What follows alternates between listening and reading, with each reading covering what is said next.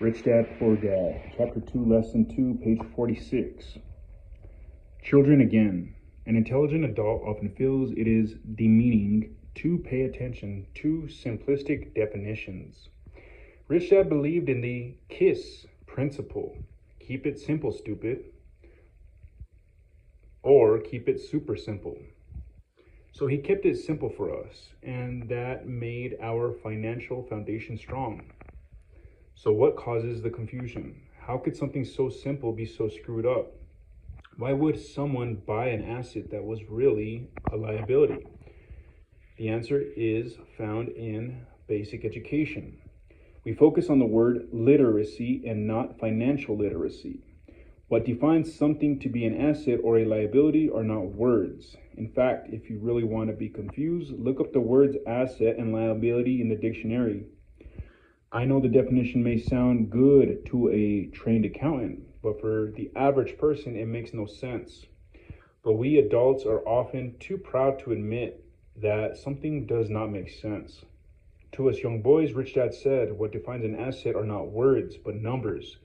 If you can't read the numbers, you can't tell an asset from a hole in the ground. In accounting, Rich Dad would say, it's not the numbers, but what the numbers are telling you. It's just like words. It's not the words, but the story the words are telling you. If you want to be rich, you've got to read and understand numbers. If I heard that once, I heard it 1,000 times for my Rich Dad. And I also heard the rich acquire assets and the poor and middle class acquire liabilities. Here is how to tell the difference between an asset and a liability. Most accountants and financial professionals do not agree with the definitions, but the simple drawings were the start of strong financial foundations for two young boys. An asset puts money in my pocket. A liability takes money out of my pocket. Page 47. The top part of the diagram is an income statement, often called a profit and loss statement.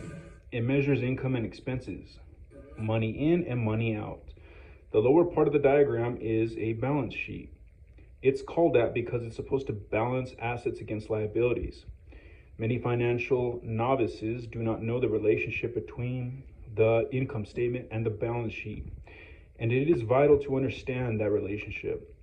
So as I said earlier, my Rich Dad simply told two young boys that assets put money in your pocket.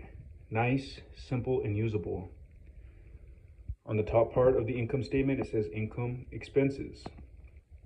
On the balance sheet, it's assets and liabilities. And this is the cash flow pattern of an asset.